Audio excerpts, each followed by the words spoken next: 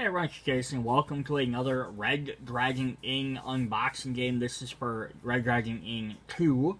So if you want to know more about the a little bit more intricacies of the game, check out video game 1, where I kind of go over the rules and all that a little bit. I'm going to kind of just jump into this, but the base idea of the game is you're playing as adventurers who meet up at this Red Dragon Inn, like a tavern, after adventuring all day, and you are playing a gambling card game.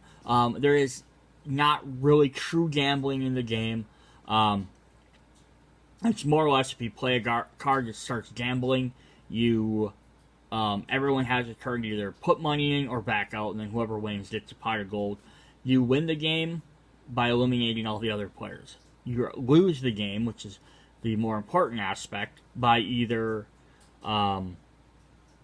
losing all your gold, and then they kick you out of the bar, or getting too drunk by having your alcohol content meet your fortitude, which is your health. So if your health goes too low and your alcohol level goes up too high, you get kicked, you pass out, and then you leave the game, and then everyone else gets to split all your money. So some of the components in here we're going to get are 2 big sheets of gold coins. You have plenty, they're double-sided. Oh, I popped them out. You're also going to get 4 big player boards, 1 for each player. And then here's your health. So it starts at 20, it goes down. You're going to get a little baggie of all these little counters. So you're going to get a white one to keep track of your alcohol, which starts at 0, and that'll go up. And then you get a little red one to keep track of your fortitude, which is your health, basically, and that'll go down. And if they ever meet or cross over, that means you've passed out and you've lost the game. Turn order is very simple. You discard any cards you don't want. You draw back up to your hand size, which is typically 7. You play 1 action card, which lets you do something. It can either let you gain gold, or make someone get a drink, or do some other various things, which we'll see on the cards. Then everyone orders a drink, so they take a card from the drink me pile, give it to somebody else, try and screw them over, then everyone drinks and sees what happens. So before we get right into the decks, just a few other things to point out. Is this is a 4-player, up to 4-player game. You probably need at least, you could play it with 2 players. I would recommend at least 3. 3 to 4, just because otherwise you have 2 players and you're just attacking each other back and forth, which isn't that fun. With at least 3 people, you should have a 3rd person, but 4 people is probably the best. If you buy more box sets, you can easily have up to 8 players. You could probably play with more than 8 players. It's just the game might start taking a long time between everyone's turns. Between player 1 and player 8 having to go, it might just take a long time to get there. People aren't used to playing. You have a bunch of people that play a lot, and they kind of know what to get cards doing, how it plays. They could probably play it quick, because there's not a lot of text on each card. But yeah, it might get a little hectic with too many people. But that's your choice. Other thing is that every big box is a standalone set. So if you buy set 2, you can buy set 6, and you can play them together. Doesn't matter. There are also small ally packs you can buy that have 1 to 2 extra characters, which can get added into any set. You don't ever have to buy these in order. You don't need 1 set to play another set, which is really fun. Box 5, so you can check out that video. Well, it's actually a storage box, which actually has another character, some extra characters in it as well. It has some extra, some better player boards than these. They're a little bit more character designed ones, which are kind of neat. So check out that. Alright, we're going to hop in and look at the decks. So we have a couple different characters. We're going to look at the back and look at the characters first, actually. So we're going to have Eve the Illusionist. So you can read her text about her if you want. But the good is she's a very skilled illusionist. The bad, she's been known to use her skills on her fellow party members when she gets bored. We have Fleck the Bard. His good is women want him, men want to be him. The bad, sometimes, often it goes to his head. Gimli the Dwarf. The good, he's got a lot of gold and can pretty much drink anyone under the table. The bad, sometimes he gets a little grumpy. And Gog, the half-orc. The good, Gog is really strong. The bad, sorry, Gog not know his own strength. So if you've watched any of the other videos, you'll have seen the first 15 or so cards are all the same for every character, or typically will be. And they're your kind of like your starting cards. So we're going to start looking with Eve the Illusionist. Now that's a cool purple. So we're going to have our generic cards. I'm going to we'll read over the first ones, and I'll kind of fly through with all the rest of them. So you have 6 cards of Gambling I'm In. So starts your round of gambling. Each player must ante, which means pay a coin. Or you can take control of a round of gambling, and you have to be controlled to win. We have 2 copies of I Raise, which lets you take control of a round of gambling, and each player must ante. So this might make people want to bow out if it's costing too much. 2 copies of Winning Hand. Take control of the round of gambling. The next card to take control must be a cheating card, which are little cards up here. So it says gambling. And then some of the other ones, if I can flip back, will say like gambling, and then there's going to be some that will say cheating on them. Which would be something like that. So there's different types of cards there. Again, you want more rules, go check out the first video where I explained it. I don't really want to re-explain it every video. We do have, I guess I thought the wench thought that was her tip. You may play this card at any time during a round of gambling, even if you have left the round. You may not play it if the round is already ended, and you may not play it in response to a card that would make players ante or would end the round when it resolves. The end of the game, the round of gambling immediately ends. The ante goes to the ing. So this could stop players from, someone's like, I already have 12 gold and I'm going to get 6 more right now. You could stop him from getting any more gold. We have 2 copies of, oh no, I tipped over my easel. Alright, 2 copies of Wench, bring some drinks for my friends. She may play this card during a drink order phase, pay 1 gold to the ing to order 2 additional drinks to make everyone drink more.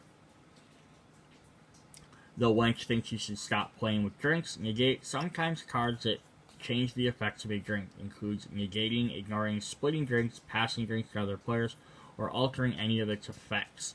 This card can only be affected by I don't think so. And then we have Tip the Waitress. Pick 1 player, they pay the gold, 1 gold to the ing. Then the other card that's not a gambling or a wench card is I don't think so, which every character has at least some copy of this. Might not always name that. But it says negate a sometimes card. This card can only be affected by another I don't think so. This is like your overall stopping card. Alright, then Eve's special cards are the disappearing coin trick, not the reappearing coin trick. Pick a player, they pay you 1 gold. Gold? What gold? Pick a player, they pay you 1 gold. So a lot of these card effects will be repeated from character to character, usually with different names, not always. But there's going to be different levels. Like one person might have more gambling, one might have more fortitude cards, or one might mess with alcohol. As the expansions go on, they get a lot more varied decks. This is the second set, so they didn't want to get extremely varied. But yeah, so then she has 2 copies of What Drink? This is empty. Ignore a drink. My word, what could that be? Take control of a round of gambling. What's that up your sleeve? Take control of a round of gambling, then pick another player and force them to leave the round of gambling. Oops, I dropped my cards. Take control of a round of gambling. And this time, let's use my cards. Take control of a round of gambling. So she has a lot of stuff that lets her take control of the gambling rounds. So actually, that's Dragon's Breath Ale. You may play this card after another player reveals a drink with possible chases. Instead of its usual effects, the drink has the effect gain 4 alcohol content. Any non-drink cards They change the drink's value, still affect it normally. So that's fun. It's just to change drinks to whatever it would be. 2 copies of Illusionary Coin. You may play this card when you are about to lose. You don't have to pay. Ha, that's just an illusion. I'm actually over here. Ignoring actions sometimes or anytime cards that affect your fortitude, alcohol content, or gold. You may not use to ignore a round of gambling. 2 copies of Look Into My Eyes. You are getting drunker. Pick another player. They gain 2 alcohol content. I cloak myself in shadows. You may play this card when you must ante. Instead of anteing, you may leave the round or ignore a drink. Attempt to disbelieve. Ignoring actions sometimes or anytime card that affects your fortitude, alcohol content, or gold may not use to ignore a round of gambling. 2 copies of That's Odd. Illusions aren't supposed to actually hurt. Pick another player to lose 1 fortitude. I've been working on a new spell. It's called Share Pain. You may play this card when another player would make you lose fortitude. Split the fortitude loss with that player. You each take half the damage rounded up. You may not play any other card to reduce or ignore this damage. 2 copies of Whoa, careful, that's real fire. Pick another player. They lose 3 fortitude.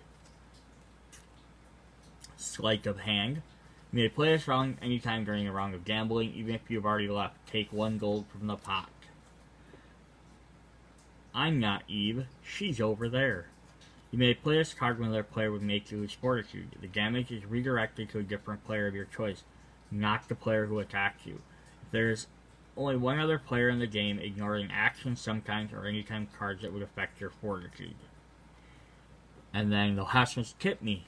I'm the wench. You confuse others. Each player pays you 1 gold. So that's fun. Some different stuff there. So like some of the characters have had a lot of gambling stuff. She has a lot of stuff to ignore the gambling or take control of it. But she doesn't have a lot of stuff to like escape the ante or up in the ante, which some of the other characters have. Some of them have a lot of fortitude things. She doesn't. So we have Gimli the Dwarf.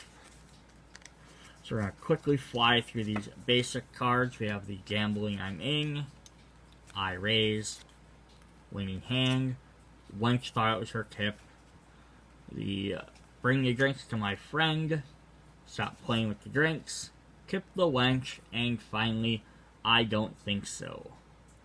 Alright, so that's those cards out of the way. Then we can look at the more interesting ones. Dwarves always have money. You may pay this card when you're about to lose gold. Use gold from the inn rather than your own stash. Let me check my money belt. Pay when you're about to lose gold. Use money from the stash.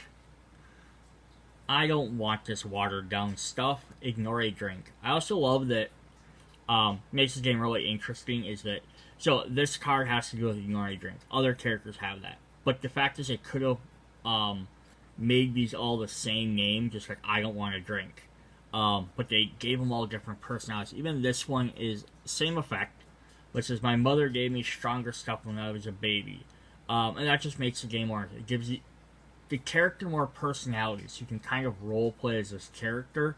Someone's like, there's a drink, like I don't want this. Instead of just playing, oh, I'm ignore a drink. This game would be more interesting if you kind of role play as your character. So, that hit the spot. The alcohol content of the drink you are about to drink increases your fortitude instead of your alcohol content. 2 copies of You Have This. I'm waiting for the good stuff. Give a drink you are about to drink to another player. Impressive Dwarven Warbelch. You impress others. Each player pays you 1 gold. Thanks, but I think I'll keep my gold. You may play this card when you must ante. Instead, you may leave the round. Stop using my head as a table. Pick another player to lose 1 fortitude. That's it. No more short jokes. Pick another player to lose 2 fortitude. There's 2 copies of Are You Saying I'm Grumpy? Pick another player to lose 2 fortitude. 2 copies of Let's Try Some Dwarven Wrist Wrestling. Pick another player to lose 2 fortitude. Hey, you almost damage to my beard. You may play this card immediately after you use Fortitude by another player. That player loses 2 Fortitude. This is a fun card here.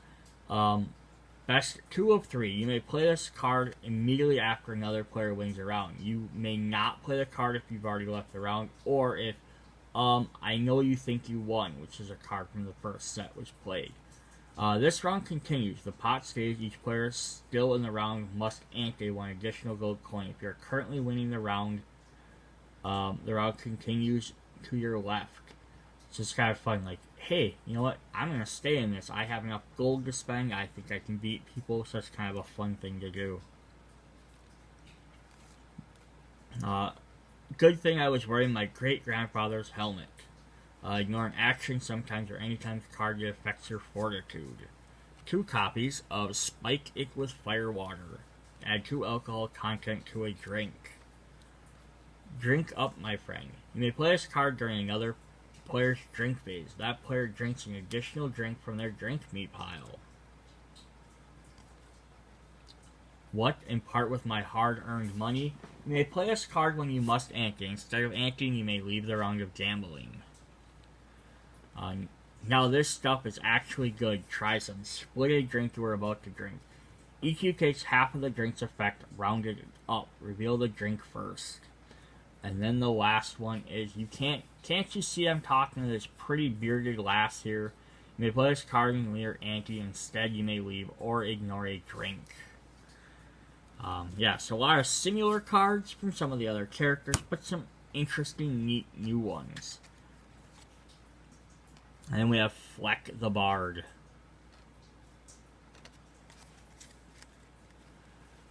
So again, we'll have all of our basic cards, our gambling, raising, hand winning, tipping the waitress,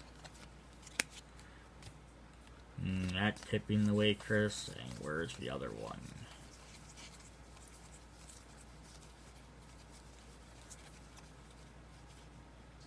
So he doesn't have another one.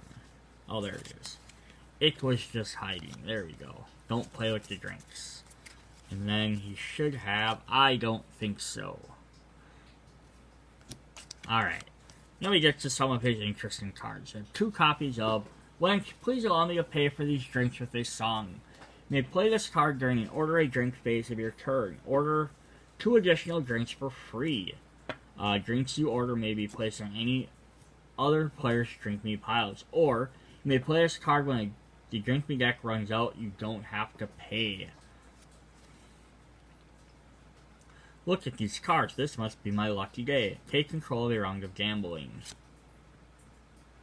What's up your sleeve? Take control of a round of gambling. Pick another player, force them to leave the round. Oops, I dropped my cards. Take control of a round of gambling.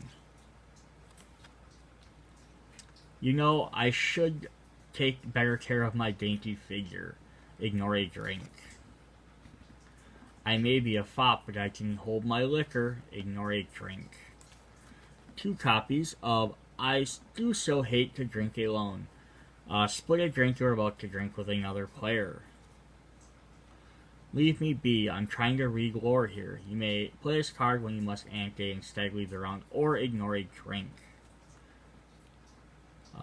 Oh hey, looks like a serious game. You may play this card when you must ante. Instead, anteing, you may leave the round. Fortunately, I had just picked this. Fortunately, I had this card up my sleeve. Haha, just kidding. Take control round of gambling. A toast to my friends. Each player, including you, reveals a drink with possible chases from the drink deck and drinks it. The player reveals a drink event for revealing a drink that player discards and reveals again. How appreciative listeners. How nice. You play this card when you're about to lose gold. Use gold from the stash. I got this from playing in the town square. Playing you're about to lose gold. Use gold from the stash. I've composed a poem about our most recent adventure. You impress the others with a poem. Each player pays you 1 gold. Who knew? Who knew one of my fans is a priest? Gain 2 fortitude. Allow me to introduce you to my biggest fan. Play this card immediately after you Fortitude. Played by another player, they lose 2 Fortitude. Excuse me, I think you're sitting on my tuning fork. Pick another player, they lose 1 Fortitude. 2 copies of I Hate When the String Breaks. Pick another player, to lose 2 Fortitude. This is in payment for that heroic ballad I wrote about you. Pick a player, they pay you 2 gold. 2 copies of How About a Rowdy Drinking Song. What's the second one of that, right? Yeah. Each other player loses 1 Fortitude. Each player, including you, gains 1 alcohol content. Pay 1 gold to the inn to pay for the broken furnishings. That's a fun one, too. And now I'm going to play something really sad. Each player, including you, loses 1 alcohol content. Each other player pays you 1 gold. And then finally, it seems that Lady Luck is smiling on me. Take control of a round of gambling. So some definitely interesting type of cards there. Alright, our fourth and our last one for this set is Gog the Half-Orc. Gog has some interesting cards. So he has the same type of cards, but his all cards get renamed. So he has Gambling, Gog Inn, Gog Raise, Gog Have Winning Hand, Gog Guess Wench Think That Tip, Wench Say Don't Play With Drink, and Tip Wench Now. And then Gog Not Think So for his I Don't Think So card. Gog talks in third person, which makes him kind of a fun character. And again, I think this would make the game even more interesting is if you read the card names out and you kind of role play the character a bit. If you just play a card that says, "Oh, do this," it'd still be a fun game, but it's not going to be interesting. So here we have 2 copies of Wench, Bring More Drinks Now. You may play this card during a drink order phase of your turn. Pay 1 gold to the inn, order 2 additional drinks. 2 copies of God Say You Drink More. You may drink this card during another player's drink phase. That player drinks an additional drink from their drink me pile. God Think You Are Cheating. God No Like Cheaters. You may play this when another player plays a cheating card. You may not play if you had already left the round of gambling. Negate the cheating card, you win this round of gambling. So that's kind of fun. So if someone's cheating, you can instantly win. 2 copies of This Tastes Yucky, Ignore a Drink. What This in God's Sock. You're about to lose gold, you may pay it from the stash. Look what God Find on Floor. About to lose gold, used from the stash. God Angry Now. Gain 2 Fortitude. 2 copies of This Game's Stupid. You may play this when you must ante to leave the round. Dance with God. Pick another player, they lose 4 Fortitude. Do Not Bother God. You may play this card when you're anteing to leave the round or ignore a drink. God Crush Beer Stein on Head. You impress and frighten others. Each other player pays you 1 gold. 2 copies of Why You Laugh at God. Pick another player, they lose 2 Fortitude. Gawk Make Funny. Why You No Laugh. Pick another player, you lose 2 Fortitude. Sorry, God Not See You Sitting There. Pick another player, they lose 3 Fortitude. Pay 1 gold to the inn to fix the chair. 2 copies of Stop Poking Gog. Ignore an action or sometimes card that affects your Fortitude. That Not Hurt. This Hurt. You may play this card immediately after you use Fortitude. Played by another player, they lose 2 Fortitude. 2 copies of Sorry, God Not No Own Strength.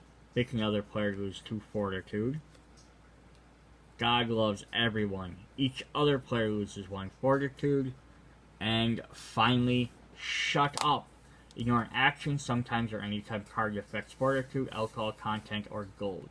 You may not use this to ignore a round of gambling. Alright, so some fun different stuff there. Those are our 4 main decks. Then we have, of course, our drinking deck. So every drinking deck in the game is going to be slightly different. It's going to have about half the cards are going to be the same in every deck, just because you need some, like, generic cards. But then they're going to have some new ones in each set. So we have 2 copies of White Ale, and it's going to have the number 2 in the bottom to keep track of which set it's from, so in case you mix them. If you have multiple sets, you need to keep a deck of 30 drinking cards, which is how many you get in a game. So if you want to play with multiple decks, like you want to use characters from set 2 and characters from set 4, that's fine. You can mix and match your player. You're playing with all 8 players. You still keep a deck of 30, so you can either shuffle all the cards together, draw a deck of 30, then when one runs out, as opposed to reshuffling it, you could take another 30 off your big deck, so you could keep using all your different cards. Or you could always just use one deck at a time. You run out a deck from game 2, then you play deck from game 4, then you play deck from game 8, and then all of them run out, then you can reshuffle and start them over. So it's always an option either way, but you have to keep the same amount, because one of the points of the game is if you run out of cards in the drink deck, everyone has to pay the bar 1 gold. So if you just stack all like 120, drink cards you have together, you're never going to run out of drinks. Or alternatively, if you're playing like a 8-player game, you could have 2 piles, one for side A, one for side B. That way you don't have to keep reaching across the table all the time. That's always an alternative way to do it. Alright, so we have a White Ale with Chaser. We have 2 copies of Dark Ale. And 1 copy of Dark Ale with Chaser. 2 copies of Wine. And 1 copy of Wine with Chaser. That's the other thing. So these are kind of like your generic cards here. And there's a lot more in the base, and then they get a little bit less in every expansion, so you get other different cards. If you just shuffle everything together, you might end up with like giant streaks. Like you mix like 4 sets together, you might have like giant streaks of a lot of like 1s and 2s, or you might have like giant streaks of like 5s and 6s, or stuff that just hurt your fortitude. And it depends on how it gets shuffled. If you start separating them, they might become unbalanced. We have 2 copies of Elven Wine, and then 1 with Chaser. Then we have the Fire Dragon Breath. So I try and see if I can go through all the ones that are the same. So we have Orcish Rock Gut, which has -2 fortitude. If you're an orc, you get 2 alcohol content instead. Dirty Dishwater, which is just -1 fortitude. We're Cutting You Off, -1 alcohol content. The Troll Swill, -1 alcohol, or -1 fortitude and 1 alcohol. Unless you're a troll, you get 2 alcohol.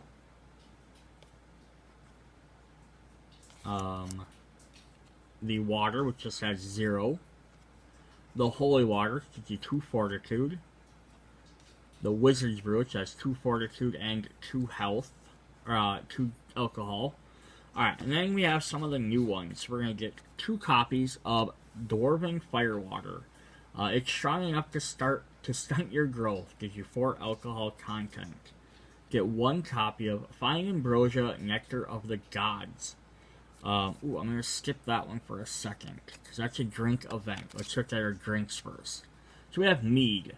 This is a interesting one. So this has 3. It says, if mead was not the result of a drink event or a chaser, you may split it amongst other players. Mead cannot be affected by any other card that splits drinks. It's so good you just have to share. So if you split this with somebody else, half of 3 is be rounded up, so you'd be 2 each. Because they round up to 4, and then you go 2 each. So yeah, it's a little 1 less for you, but you're also making somebody else have to do it, so it might be worth it.